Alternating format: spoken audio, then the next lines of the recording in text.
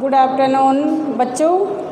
आज जो हमारी हिंदी व्याकरण की भाग 8 के अंतर्गत जो ये 9th और 10th के बच्चों 9वीं और 10वीं के लिए जो ये कक्षा होने जा रही है, इसमें हम जो है अपने समास वाला जो टॉपिक चल रहा है ना, कौन सा टॉपिक चल रहा है? हमारे समास का टॉपिक ही चल रहा है। तो समास वाला जो हमारा प्रकरण चल रहा है उसमें भाग 8 के अंतर्गत बच्चों हम बहुव्रीहि समास को जानेंगे। कौन से समास को जानेंगे? बहुव्रीहि समास को जानेंगे और समझेंगे। इससे पहले बच्चों मैंने बताया था कि समास के 6 भेद होते हैं, जिसमें हमने अव्ययी भाव समास, दूसरा तत्पुरुष समास, द्विगु समास, द्वंद्व समास, कर्मधारय, यहाँ तक हमने 5 जो उसके भेद थे, प्रकार थे, उनको अच्छी तरीके से जाना और समझा। आज हम इसका जो समास का जो है ना अंतिम प्रकार जो भेद है, प्रकार है, वह है हमारा बहुव्रीहि समास। कौन सा समास है? बहुव्रीहि समास। इसको हम अच्छी तरीके से समझेंगे। तो पहले बच्चों जिस प्रकार और समास में हमने परिभाषा को भी अच्छी तरीके से समझा और उदाहरणों के माध्यम से उसे बहुत अच्छी तरीके से जाना, उसी तरह इस समास को हमें समझते हैं।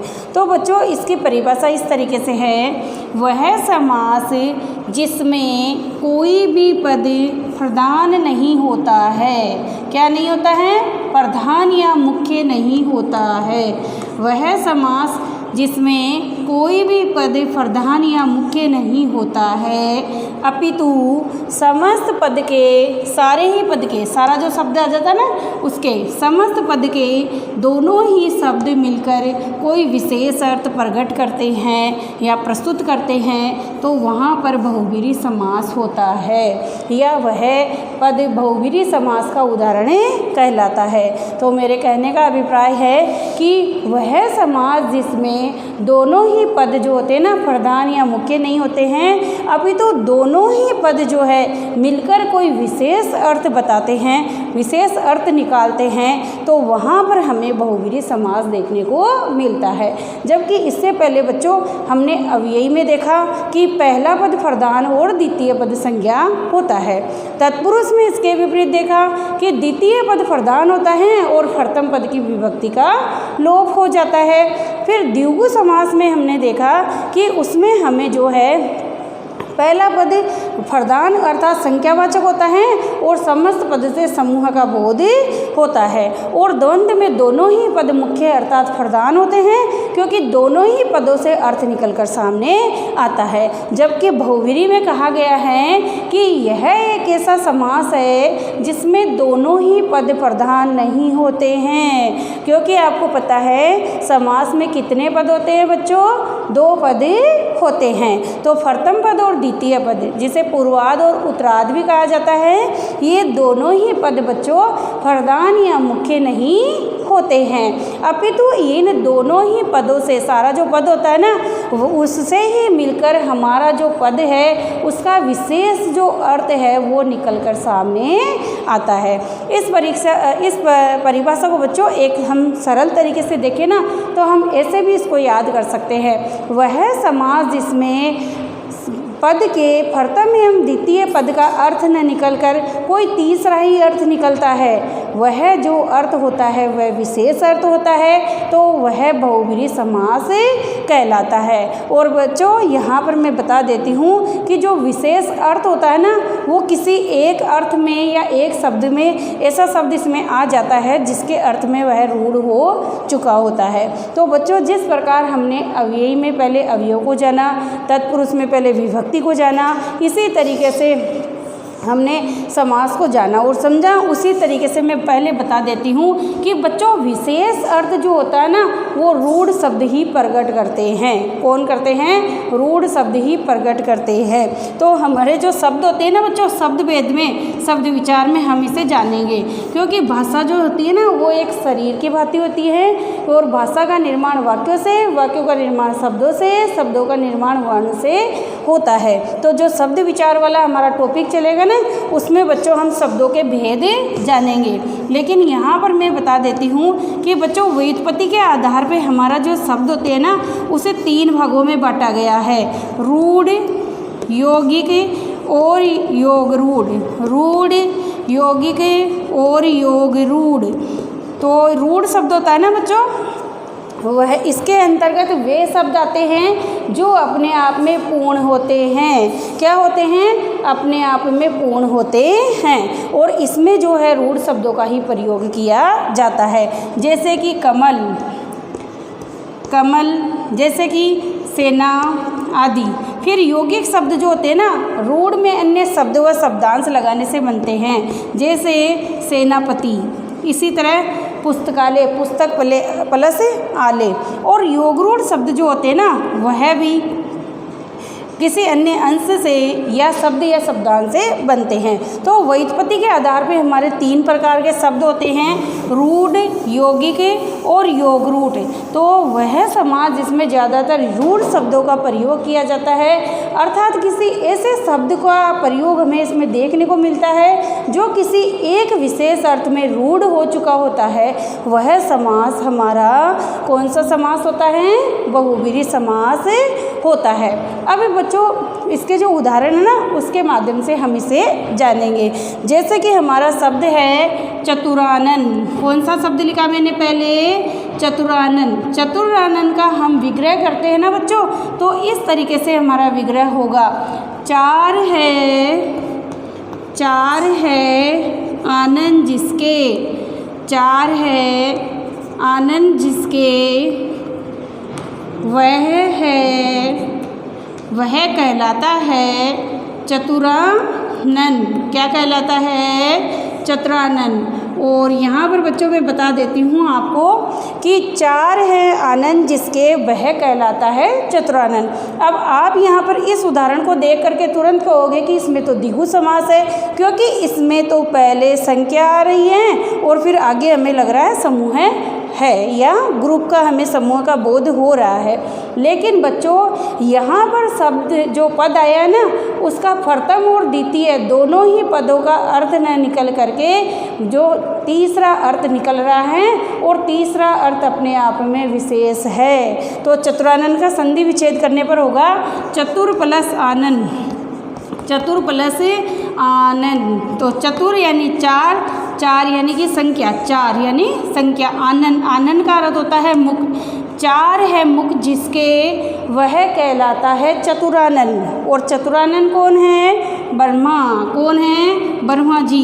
हमारे जो परमात्मा ना, परमपिता परमात्मा ब्रह्मा जी, जो इस सृष्टि के निर्माण करता है, इस संसार के रचना करता है। तो उनके बच्चों जो मुख है ना, वो कितने हैं?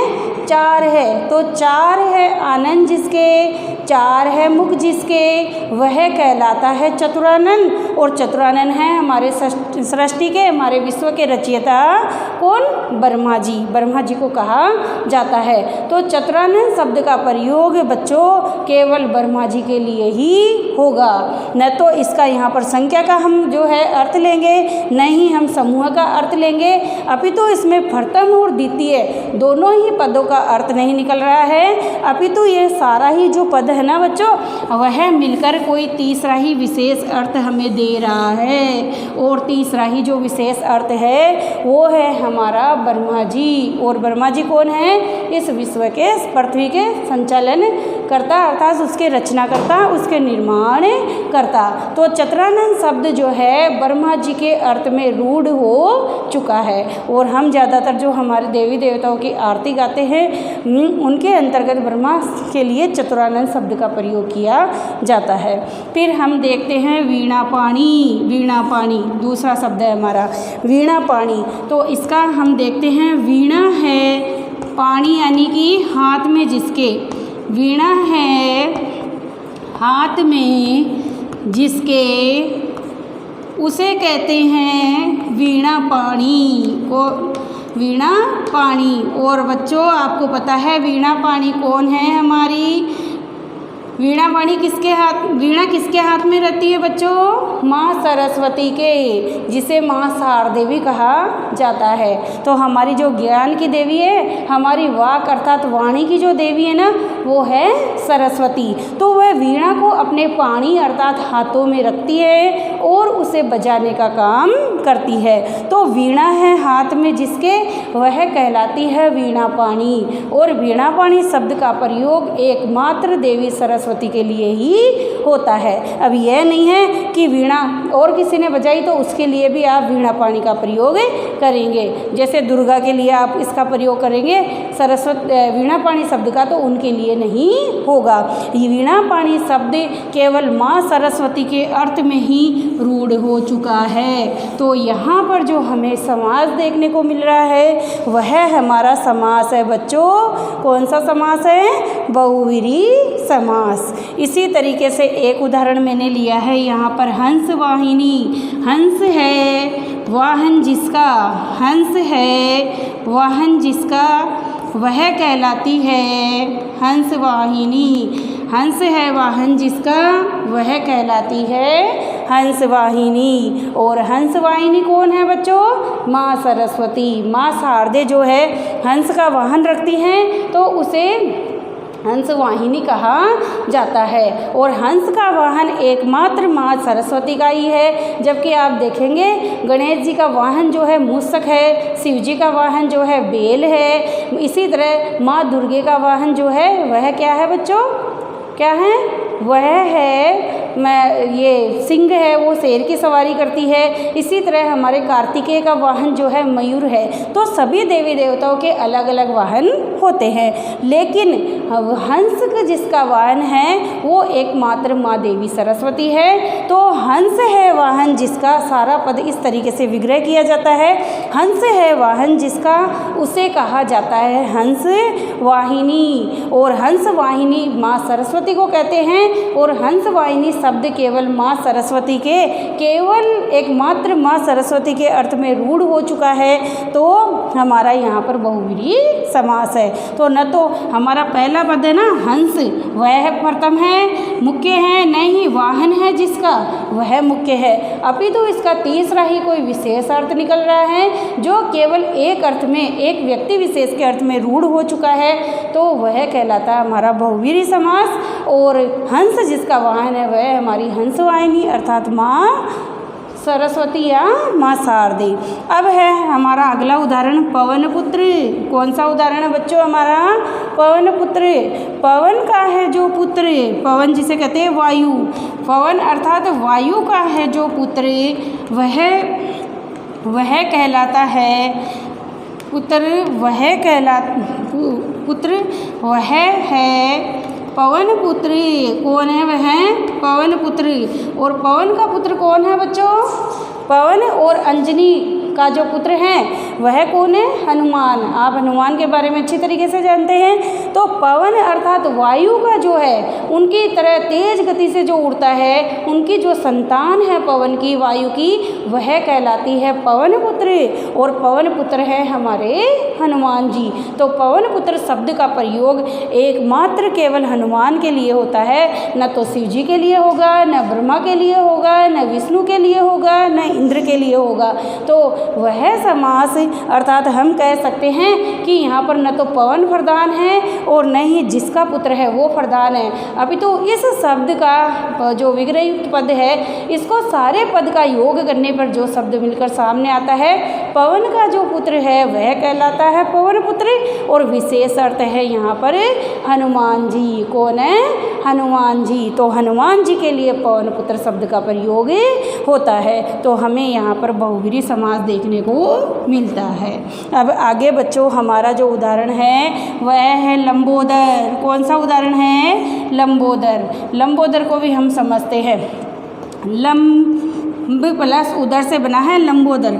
लंबा है जिसका उदर, लंबा है जिसका उदर, वह कहलाता है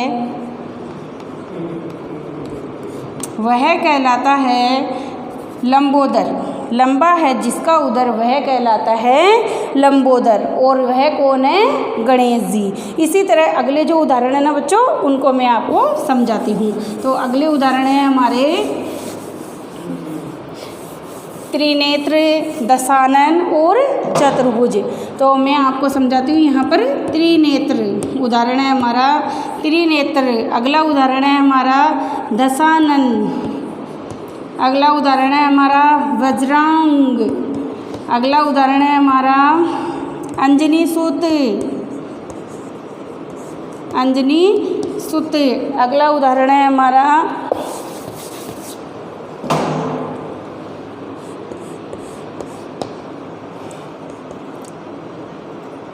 पंचानन। तो इन उदाहरणों को भी हम समझते हैं। हमारा उदाहरण है त्रिनेत्र, शब्द है हमारा त्रिनेत्र। तो त्रि का अर्थ होता है बच्चों तीन। क्या होता है? तीन। तो हम यहाँ पर लिखेंगे तीन, तीन नेत्रों का समूह है, अर्थात तीन नेत्र है जिसके वह कहलाता है त्रिनेत्र वाला। और त्रिनेत्र, तीन नेत्र किसके हैं बच्चों? भगवान शंकर के, महादेव के। न तो ब्रह्मा जी के हैं, न विष्णु जी के हैं, केवल भगवान शिव शंकर के ही हमें त्रिनेत्र, तीन नेत्र देखने को मिलते हैं। तो तीन नेत्रों वाला जो है वह कहलाता है त्रिनेत्रधारी। और यह शब्द जो है केवल महादेव भगवान शंकर के लिए ही इसका प्रयोग होता है। तो यह महादेव के अर्थ में रूढ़ हो चुका है, उनके ही लिए ही इसका प्रयोग होता है। तो यहाँ हमारा बहुव्रीहि समास है। अब सब देखते हैं हम दशानन, अगला उदाहरण है हमारा दशानन। दस है आनन जिसके, दस है आनन जिसके, उसे कहते हैं दशानन, उसे कहते हैं दशानन। और दशानन कौन है बच्चों? रावण। किसे कहा जाता है? रावण को दशानन कहा जाता है। तो 10 है आनन अर्थात मुख जिसके, वह कहा कहलाता है दशानन। तो देखो बच्चों, दशानन शब्द का प्रयोग न तो ब्रह्मा के लिए होगा, न विष्णु के लिए होगा, न महादेव के लिए होगा। 10 सिर वाला जो है वह है एकमात्र रावण। तो रावण के लिए ही दशानन शब्द का प्रयोग होगा। और आप सभी को पता है रावण को रावण राम जो है ना, वह तो भगवान शिव ने शंकर ने दिया था। और कहा जाता है कि इन्होंने अपने 10 नेत्रों की बलि देकर भगवान शंकर को प्रसन्न किया था। और वापस से इनके सर जो है भगवान शंकर ने इन्हें जोड़ दिए थे, इनको दे दिए थे। तो इन्हें जो है तब से दशानन कहा जाने लगा। तो दशानन शब्द जो है केवल रावण के अर्थ में रूढ़ हो चुका है। तो यहाँ पर हमारा समास है बहुव्रीहि समास। अब हम आगे देखते हैं वज्रांग शब्द है हमारा वज्रांग। संधि विच्छेद करने पर शब्द बनेगा हमारा वज्र धन अंग। वज्र धन अंग से जो बनकर सामने आया है वह हो गया हमारा वज्रांग। और वज्रांग शब्द का अर्थ होता है बच्चों वज्र के सम्मान। किसके सम्मान? वज्र के सम्मान। कठोर है जिसके अंग, अर्थात जिसका शरीर कठोर है, जिसके अंग उसे कहा जाता है वज्रांग, उसे कहा जाता है वज्रांग। और वज्रांग कौन है? हनुमान जी। हनुमान अर्थात वज्रांग शब्द का प्रयोग भी हनुमान जी के अर्थ में ही होता है। और वज्र का पता होता है आपको? वज्र कैसा होता है? वज्र जो होता है ना बहुत ही मजबूत होता है। और वह वज्र जो है ज़्यादातर जो है इंद्र के हाथ में रहता है। जो सड़क का जो मालिक है ना बच्चों वो इंद्रदेव है जी, इंद्रदेव है। और इंद्रदेव के हाथ में ही वज्र रहता है। और वज्र जो होता है ना वह दधीचि ऋषि की हड्डियों से बनाया गया था और वह बहुत ही मजबूत था, जिससे देवताओं ने इंद्र ने जो है असुरों के खिलाफ युद्ध लड़ा था और विजय प्राप्त की थी। तो उस वज्र के सम्मान नहीं टूटने वाला, अर्थात मजबूत है जो उनका शरीर, उनके शरीर के अंग प्रत्यंग भाग, वह व्यक्ति कहलाता है वज्रांग। और वज्रांग शब्द का प्रयोग होता है हनुमान के लिए। किसके लिए होता है बच्चों? हनुमान के लिए। तो वज्रांग शब्द हनुमान के अर्थ में रूढ़ हो चुका है। तो तो हमें यहाँ पर जो है बहुव्रीहि समास देखने को मिल रहा है। इसी तरह एक शब्द है हमारा पंचानन, तो इसका भी यही अर्थ होगा कि पंच अर्थात पांच आनन जिसके, पांच मुख जिसके, वह कहलाता है पंचानन, और पंचानन भी ब्रह्मा जी को कहा जाता है। तो इस प्रकार बच्चों इस समास के काफ़ी सारे उदाहरण होते हैं, जैसे मयूर वाहन, हंस वाहिनी, पद्मासिनी, कमलवासिनी, इसी तरह सिंह विराजनी, जगदम्बे, काफ़ी सारे उदाहरण देवी देवताओं के अर्थ में इसमें हमें देखने को मिलते हैं। तो बच्चों कहने का अर्थ यह है कि वह समास जिसमें दोनों ही पद प्रधान नहीं होते हैं, अपितु सारे पद से ही एक विशेष अर्थ, जो न तो प्रथम पद वाला होता है न ही द्वितीय पद का अर्थ होता है, अपितु सारे पद से ही एक विशेष अर्थ निकल कर सामने आता है, तो वहाँ पर हमें बहुव्रीहि समास देखने को मिलता है। जिसमें मैंने बताया हंस वाहिनी, हंस है वाहन जिसका, मयूर वाहन, मयूर है वाहन जिसका, वह कहलाता मयूर वाहन अर्थात कार्तिकेय। इसी तरह वज्रांग, वज्र के समान अंग जिसके कठोर, वह कहलाता वज्रांग अर्थात हनुमान जी। इसी तरीके से अंजनी सुत, अंजनी का जो पुत्र है, माँ अंजनी का जो संतान है, वह कहलाता है अंजनी सुत अर्थात हनुमान जी। इसी तरह हमारा है जगदम्बे, जगत की जो है अम्बा, वह कहलाती है जगदम्बे, और वह कौन है, माँ दुर्गा। इसी तरह त्रिनेत्र, तीन है नेत्रों वाला, वह कहलाता है त्रिनेत्रधारी, और वह है हमारे भगवान शंकर। तो काफ़ी सारे उदाहरण बच्चों हमें इसको देखने में मिलते हैं। तो ध्यान यही रखना है कि दोनों ही अर्थ न निकल करके तीसरा अर्थ निकलता है, और तीसरा अर्थ किसी एक के अर्थ में ही रूढ़ हो चुका होता है, तो वहाँ पर हमें बहुव्रीहि समास देखने को मिलता है। तो बच्चों आज की जो भाग 8 की हमारी कक्षा हुई थी, उसमें हमने बहुव्रीहि समास को देखा। तो बच्चों हमारी अब तक 8 कक्षाएँ हो चुकी है, 9th और 10th की, जिसमें हमने प्रथम कक्षा के अंतर्गत अपने सिलेबस को जाना, और 2-3 कक्षाओं के अंतर्गत अपठित बोध को जाना और समझा कि अपठित बोध अर्थात पद्यांश गद्यांश जब हमारे क्वेश्चन पेपर में आ जाएंगे तो हम उन्हें कैसे करेंगे। फिर उसके बाद में बच्चों हमने जो है समास वाले टॉपिक का हिंदी व्याकरण में से चयन किया। तो 9th और 10th दोनों की ही क्लासों में व्याकरण है, और व्याकरण में समास का टॉपिक था। तो इसको बच्चों मैंने 4 क्लासों में अच्छी तरीके से आपको समझाया, और मुझे पूरी उम्मीद है कि यह आपको अच्छे से समझ में आ गया होगा। तो इसमें हमने जाना कि 2 या 2 से अधिक शब्दों का मेल समास कहलाता है, और हमारे 6 समास के भेद होते हैं, अव्ययी भाव समास, तत्पुरुष समास, कर्मधारय समास, द्विगु समास, द्वंद्व समास और बहुव्रीहि समास। सभी समासों को हमने अच्छे से जाना और समझा। आगे की बच्चों हमारी जो वीडियो क्लास होगी ना, उस क्लास के अंतर्गत बच्चों हम जो है आगे की जो है अपनी क्लासों में हिंदी व्याकरण के और टॉपिक को जानने और समझने का प्रयास करेंगे। धन्यवाद बच्चों।